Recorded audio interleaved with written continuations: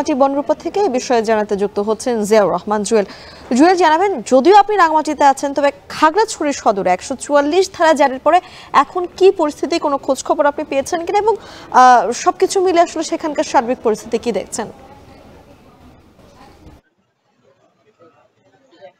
আজকে যেটি হয়েছে, খাগড়াছড়ির টেকনিক্যাল স্কুল অ্যান্ড কলেজের শিক্ষক মোহাম্মদ সোহেল রানা একই প্রতিষ্ঠানের এক শিক্ষার্থীকে ধর্ষণ করেছেন এমন অভিযোগ তুলে পাহাড়ি শিক্ষার্থীরা তাকে অধ্যক্ষের কক্ষে সকাল 11টা নাগাদ অবরুদ্ধ করে রাখে।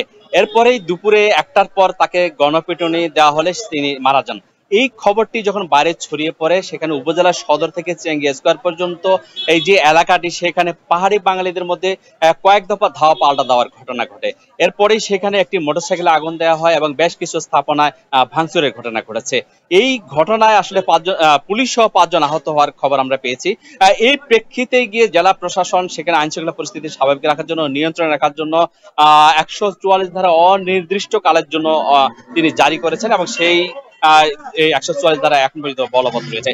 সেখানে আইনশৃঙ্খলা বাহিনী একেবারে সব গুরুত্বপূর্ণ স্থাপনায় মোতায়েন করা হয়েছে এবং তারা পাহারা দিচ্ছেন সব ধরনের পরিস্থিতি সামাল দেওয়ার জন্য। এখন পর্যন্ত সেখানে এর পরবর্তীতে আর কোনো প্রীতিকর ঘটনার সংবাদ আমরা পাইনি।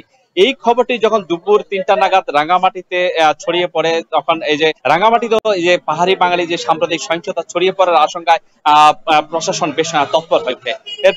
রাঙ্গামাটি জানেন যে বনরূপায় গত 20 সেপ্টেম্বর একটি সহিংসতার ঘটনা ঘটেছিল। এই প্রেক্ষিতে বনরূপায় সেখানে সেনাবাহিনী, বিজিবি, পুলিশ মোতায়েন করা হয়েছে এবং একই সঙ্গে জেলার সবকটি যে গুরুত্বপূর্ণ স্থান রয়েছে সেখানে আসলে পুলিশ, সেনাবাহিনী এবং বিজিবি মোতায়েন করা হয়েছে। রাঙ্গামাটি শহরে এখন পর্যন্ত নতুন করে কোনো সহিংস সংঘাতের খবর আমরা পাইনি। এই সব পরিস্থিতি এখন পর্যন্ত নিয়ন্ত্রণ রয়েছে। সব প্রশাসন এখন পর্যন্ত বিষয়গুলো দেখভাল করছেন। রাঙ্গামাটি থেকে এই ছিল আমার কাছে সবশেষ। রাঙামাটি থেকে সরাসরি যুক্ত হচ্ছিলেন জিয়াউর রহমান জুয়েল। দেখছি